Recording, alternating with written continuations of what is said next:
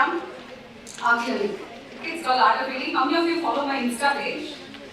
During pandemic, that's what had happened. We just decided to just get on Insta just to ensure that we spread positivity, help people who are going through such a tough phase, right? So that is how Art of Eating series started, and then I started my clinic in the same name later. Okay, so most often when people come to dietitians, what do they think? That all that we do is about weight loss. But each one of us know there's a lot more that we do. It doesn't stop with just preparing a meal plan. It's only after you give the meal plan, you have to make those countless phone calls to convince them to follow it. And don't you agree? It doesn't end with just a diet chart, right?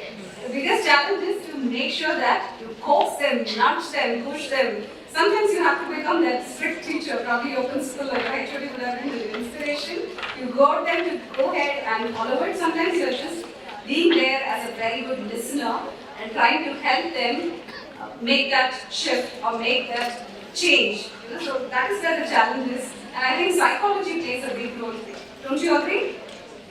Mindset, psychology, behavior science, these are things that are very, very important as practicing dietitians. And this is some of the symptoms that we all get to see. I'm sure you're very saturated with a lot of information on pre-diabetes right from yesterday. Excellent deliberations. So when we look at any of these people, people who actually get referred by dermatologists and then they might come to your clinic, or else it could be gynecologists. So people with infertility cases or say pigmentation that they've gone and done so many treatments with a dermatologist and still the pigmentation hasn't gone. Or they might have done umpteen skin tags, laser removals, and still they don't get to see the,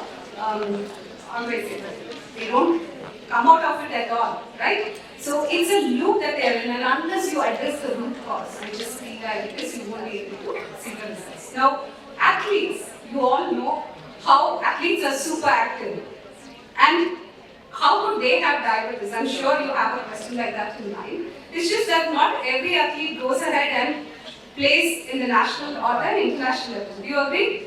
There are people who will get started and there might be challenges midway and they would just stop their sport completely. During pandemic, we have had a lot of children. In fact, I worked at a badminton academy and there was this kid who was into badminton for 10 years. And then during the pandemic, when the academy closed, she was so stressed, she just quit the sport completely. And I'm sure she's gained weight after that.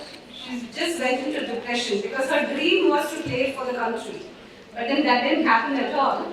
And as a teenager, she just, at one point she just lost it and she said, I'm not going to play this sport anymore.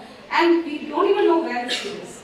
In the sense, she's just gone into the academics, she's nowhere in the scene where she's taken up another sport. It didn't happen at all. Likewise, there are so many athletes, or rather you would even say corporate professionals who will say, like, I used to play for the state, but then there was an injury or there was a surgery, post which I couldn't get back. Haven't you heard of such cases? So these are people who have a lot of recognition, athletes coming in their way, and in their mind it is like, I was this university topper. I went to the state meet, I went for Commonwealth. And they carry that in their mind, but then somewhere down the line they stopped all of it. And they would have gained a lot of it. Go back and look at some of our athletes, our own track and field athletes, and see how they were in their heydays and then post-retirement. I don't want to mention names, but if you look at even coaches, look at Indian cricket coaches, or let's say track and field athletes, coaches and all of them, it's just that life happens, and because of which there is a drastic change, and if they don't train as much, but at the same time, if they haven't changed their diet, while they were training for 4 to 6 hours every day, they would have taken everything, even simple sugars and all that would have been extremely helpful for them, but that's not the case when they become very sedentary. So that's where the pre-diabetes in athletes are. So it could be a professional athlete or it could even be a weekend warrior or whom we call as recreational athletes. So all of you become those dietitian detectives. That's what I would always say. Do you watch, have you watched this series in television called House MD? Show of hands. Anyone who's watched House MD? It's a great series. Of course, it's very exaggerated, all the drama there, but it's a doctor who actually has a team. And they go looking for clues and they crack the toughest case, which comes, the person who comes to the hospital. If possible, please watch. It's in the genre of Grey's Anatomy and all that. So you will see a lot of parallel stories running, but then it's great to see that kind of thing because you can also start approaching. So start looking for those symbols. So you become the Sherlock Holmes. I'm sure your assistant can be Watson. So that's how you go ahead and approach the cases. It's amazing the way each person gives a lot of clues just by sitting there and listening to each of the athletes or rather any client who comes your way. So we actually have seen a lot of lean PCOS or even those real thin-looking athletes who had HbA1c which was quite high. And erratic meal patterns, and even these people who are in sports might not be sleeping on time. These days what we do is ask for their phone and then look at the time spent on Instagram, on YouTube. I'm sure all our gadgets have this information. So the largest or the highest amount of number of hours that I've seen is around 6.5 hours on an average. This is a 19-year-old law graduate who was also into sports, and I just casually asked, when do you sleep? And she said, 1 o'clock. Then slowly I asked, can I see your phone? And then looked up the data. It showed 6.5 hours. Then I asked, can you please tell me when exactly you go to bed? And she said 2:32. That was the actual time. So this is the number of hours they spend on gadgets. Gadget addiction is big, and lack of sleep is one of the major contributors. So how many of you sleep at 1 or 2 or 3 a.m.? Be honest. I think it all probably started during the pandemic. Possible, right? So when you go to bed at 10 o'clock and wake up at say 5:30 or 6, there are some who wake up during Brahma Muhurta. But then if you can go to bed at 9:30, 10 and then wake up as early as possible, then your physical and your mental repair happens. Right? But then when you mess it up, even if you want to exercise, you wouldn't see appreciable gains in muscle mass if you're messing up with the sleep. This is something that a lot of speakers right from yesterday have been talking about. Inflammation is also quite high. So these are some of the values that we work with this data. This is what essentially is really lean, but look at our HbA1c. And then what really we made the changes were because she was so much on bakery products, eating a lot of croissants and donuts and whatnot, a lot of simple sugars. And then water intake was also very low. And she also had, my teacher is Geeta Dharmati, and nutrigenomics teacher is Geeta. So she was the one who got me into that entire approach of looking into nutrigenomics and then planning diets. And anti-inflammatory diets, I would definitely look at removing trans fats and the white flour and gluten and dairy. And she was also allergic to peanuts. So these were removed from her diet. Adequate amounts of water was given, and of course probiotics. So it's not anything like a fancy product from the market, but we would always look at fermented rice with buttermilk. So I'm from Chennai, but I'm basically a Keralite. So in Tamil we say Padaya Sadam with, I'm sure Lakshmi ma'am knows what I'm talking about. Yeah, so fermented rice, water with buttermilk, and then of course a lot of this idli, dosa, idiyappam, appam, and in Kerala of course you do have this toddies mixed with the batter. They say khallappam. So how many of you understand this? Yeah, any Magus here? Anyone from Kerala? Yeah, so you have all these fermented batters, and then you have the kanji and the kuru and all that, which is all basically desi food. And this is what you recommend. Because the moment you say cranberries, blueberries, avocados, who has the budget? You buy avocado, put it in the fridge, or else even you keep it outside, you wait for it to ripe and then it goes rotten. Right? That's the amount. You must spend like $400 on that. So, avocado on sourdough toast, all very fancy, but then is it sustainable? No. That's the problem. So, local food is what we give. And then, of course, including a lot of vegetables was recommended for her. Protein, of course, because she's a teen, we stepped up her protein.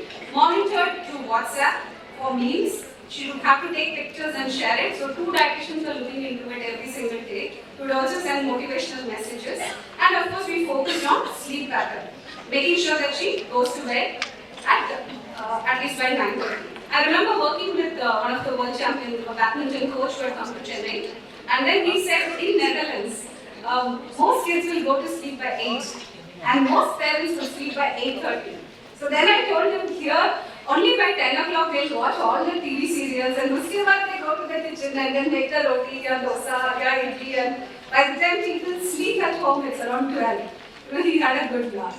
So you see how different it is when it comes to it, right? So these are the challenges that we face. For this girl, of course, setting right her sleep was a big thing.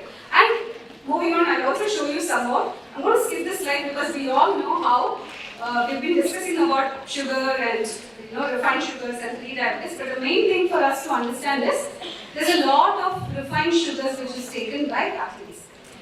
So doctor did mention about how marathon runners just sit on the couch for long hours. They might be running quite a lot. So what we have also observed with a lot of recreational or else the weekend warriors is they go for a good 30-40 kilometer run or else cycling, and while they come back, this entire gang will go to a hotel, say a Sarvana Bhavan or somewhere, and then have pongal, vada, coffee, everything. Okay? They would have just compensated for the amount of calories they expended they were put back. So do you see this, and this becomes a ritual. In fact, I remember a recreational athlete who over the weekends will go cycling. He'll wake up at 3, go for cycling with his gang, come back, and then he had his regular work, which is he was a real estate guy, builder. And then later in the evening, he would again get together to meet with these friends, or else of course the other social life that he had, drink, go to bed by 12:31, and then wake up again by 3 o'clock. So do you see the quality of sleep? Just around 2.5, 3 hours of sleep. And if you ask, you just say, I'm fine, I'm really energetic, no problem at all. And there was also alcohol. The boot of his car always had bottles. And then eventually what happened to this gentleman was one fine day he collapsed, he had stroke. Sleep deprivation is what I would blame, and of course, because he exercised, he thought he got the license to drink, eat, whatever he wanted. Okay? And no professional guidance was taken, had a stroke, and eventually he passed away. So a lot of people in each of our cities, I'm sure, do have this kind of lifestyle which is really bad. It's like a ticket, or else a license. I am doing this many hours over the week. Look at my Garmin watch. This is the record that I can give you. But if you ask when they go to bed, how many times they drink, and there's also a social life attached to their groups. So that is where the challenge comes. So please watch out, ask these questions. It's very, very important. I'm just going to skip these slides. And here again, if you look at it, it's very important for us to focus on strength training, and sleep is the foundation. It all starts from there. Even if you're doing a diet chart, the first thing to ask will be when you go to bed. And it's not about just 8 hours of sleep, it's about when does the person sleep, the stipulated time. So that's around 9:30 to 10. If they can get to bed by then, it will be great, because the growth hormone as well as the testosterone secretion is optimized, which means it helps in improving their muscle mass. And of course, you support the diet with omega-3 and the antioxidants and of course the protein. Then everything comes together, it works really well. And gut health is also something which is very important, right? And for that again, they have to definitely sleep well besides taking the fermented foods and a lot of prebiotics. So gut health again is primary because a lot of people have constipation related issues. Next is also the food allergy and the intolerances that one has. So basically when we look at the inflammatory markers, so usually the blood test that we give, because as practicing dietitians, since I'm discussing case studies, the test that we give is CBC, fasting postprandial blood sugar, HbA1c, insulin fasting postprandial, then RFT, LFT, then all the inflammatory markers, B12, sometimes serum homocysteine, and then of course vitamin D3. This is what we do. So they have to come back with this test, and then we also look into the ferritin. Sometimes, see if there are athletes, we would look at the iron panel test as well. So this entire battery of tests is taken, and that gives a very clear understanding. And reversing or reducing the inflammatory markers and bringing it to normal levels has been very helpful with just all these interventions. I'll show you what. Okay? So gut health is where it starts. So what I learned from Geeta Dharmati during those sessions about nutrigenomics, those reports were very, very helpful. Because a lot of people had gluten and lactose intolerance, and also how folate, she mentioned about L-methyl folate. So those reports, as well as sensitivity to caffeine. So the ones who drink coffee and then they can comfortably go to sleep by the next 10 minutes. But there are people who really struggle. Their coffee might be at say 5 p.m. but then they'll be wide awake at night because the caffeine is interfering with their sleep cycle. Right? I'm sure you understand. Likewise, even exercising at night.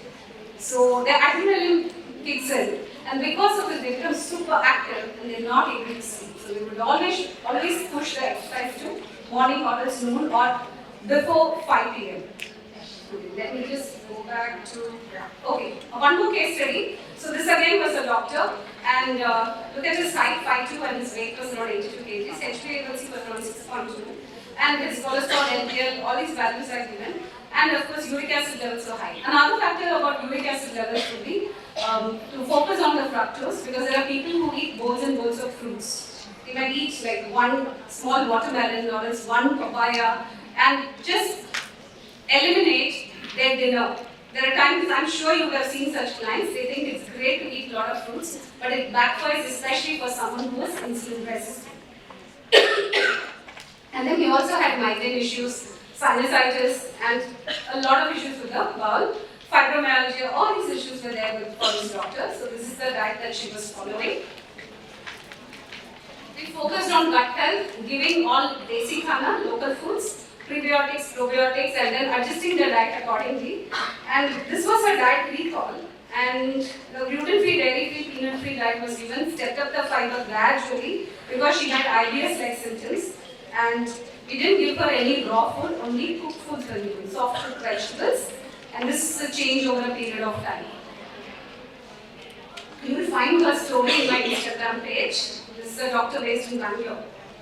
Okay, so you will see that there was a lot of difference over a period of time, consistently speaking to her, monitoring her every single day, and we also got the anthropometric measurements and everything now. Okay, so look at her values, HbA1c from 6.2 to 5.2, and a lot of changes in her cholesterol values as well. So what did we give? Gluten-free, dairy-free, peanut-free plan, water around 3 liters, probiotics from buttermilk, curd, raita, lot of vegetables, 2 fruits per day, seasonal fruits, and of course exercise. And we stepped up her step count from 2,000 steps to 12,000 steps over a period of time that we worked with her. And then of course sleep quality improved a lot. Her gut health also improved. Yoga, physiotherapy was recommended because she would get very anxious. See, when you are highly stressed, you will be going to the loo, you have nervous diarrhea. So this lady had that issue. So then what we said is, rather than doing HIIT, take up yoga, because you want to balance the parasympathetic and sympathetic mode, right? So she was too much into the sympathetic mode, so we brought her into that. So yoga really helped her calm down and reduce her cortisol levels, and daily monitoring helped a lot. We also used to speak to her whenever she felt very low. So consistency is the key. And again, not because every athlete is not healthy. So there are people who might just go ahead, compete, and then during off season they go completely off the grid. So they will just go catch up with their friends during off season, go to pubs, drink a lot, or else they might just go ahead and eat whatever they want in case they didn't get selected in certain. Say for instance, I work with a lot of cricketers from TNPL as well as IPL, and if they didn't get selected for the Indian team, or else say even at their Ranji team, then what happens is they get super upset, and then they would have just gone off the grid. And after 2 weeks they come back and say, I ate everything that I wanted because I was super stressed, disappointed that the selection committee didn't choose me. So then you know what would have happened, right, to their metabolic health. I'm just going to quickly tell you. See, the amount of, or the quantity of food that they eat is quite high. You must have seen with athletes. I'm sure Michael Phelps, you must have read the article that said 10,000 to 12,000 calories were taken. Now, a person during days takes so much, but then if they continue to eat that way, even after they have stopped competing, then this becomes a huge issue. So we have to look at what you're eating on a daily basis, as well as periodization is something that we always keep in mind when we work with athletes. During off-season also, we need to handhold them and tell them, don't go too away from what you're eating, because you will gain so much of weight, and when the season starts, it becomes all the more difficult for them to come back on track. I'll show you one more case study. This is all about sport drink. Oh, another thing is I used to work in fitness centers for close to 12 years. Okay, this was way back in 2000, and it went on up to 2012. So then there will be people who will work out only for just 1 hour, and they will still carry all those orange colored, blue colored sport drink and walk into the gym. So you don't need it, especially if it is a AC environment and they are not working out like an athlete. So these are just recreational. 1 hour exercise daily, all these fancy drinks are not required. Okay. So we do work with all these people who are into trekking. This was a client who went to Kilimanjaro. So just sharing. So again, these are regular people. It's not that they're going for Commonwealth Games or anything. They go for trekking and hiking and all that. And they do come with a lot of issues. Look at the blood sugar levels.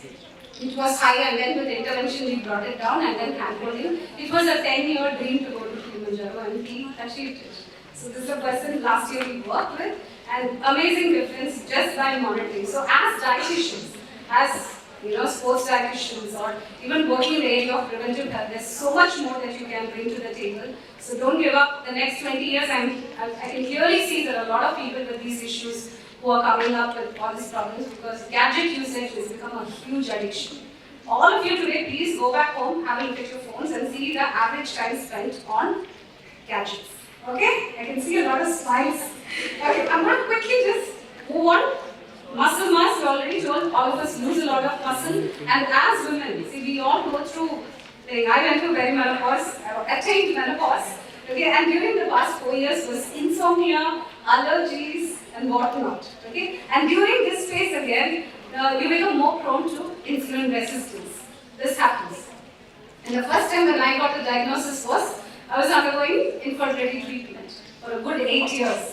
And that time, it was my dermatologist who found out that I had insulin resistance. She said, you're exercising so much, but you're not losing weight. Looks like you have insulin resistance. And she asked me to check the fasting postprandial insulin, and she showed me how to interpret the data. So this is where my journey with insulin resistance started. And weight training is very, very important. And post-menopause also, please make sure that you're doing something or the other to increase your lean muscle mass. Be it yoga, or else using your own body weight, or using a TRX band, but do something, at least thrice a week. I'm sure Sunikana would agree with it, because we've discussed a lot about menopause. Yeah. Bone density is another factor. This is a friend of mine from school, she's in Bangalore, and she used to be obese, but then over a period of time, she's just taken to running. Whole of 2023, from 5K, she's now come to 21K. And again, the diet strategy has been fixing the gut health, taking care of stress, and also increasing the fiber intake over a period of time. This is the last one. So this is again a woman cricketer. These are the parameters. We have a machine in our clinic. We use the body fat composition analysis machine. And then here again is a master athlete. See, there are a lot of people who after retirement get into the YMCA or else to the ground, and they start competing and they start going for international meets. So I've known this gentleman ever since I started my career. I've known him for 25 years. And he used to work for a bank, now has a fitness center.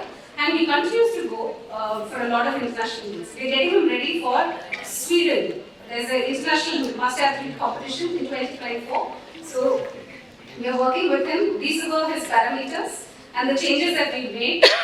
We removed the gluten and dairy and also stepped up the protein, 2.2 gram per kg body weight. Probiotics, omega-3, D3 supplements, sunlight exposure, working on stress levels. And this is his body composition analysis. So I mentioned BCA, and then of course these are the meal plates which will change according to periodization. And these are the meal plates. This is simply the local food that's available. I can't go tell a Bengali, please don't eat rice and fish curry. You'll never come to my clinic. And try telling us, Tamil, don't have Thai sadam or Samar sadam or bisibele bath. That's it. That's the idea of it. So the idea is to make sure that we incorporate all these factors and give ethnic food. And these are the simple meal plans that still work well. And more than millets, I recommend quite a lot of ancient rice. Okay? Thank you so much for the opportunity. If you have any questions,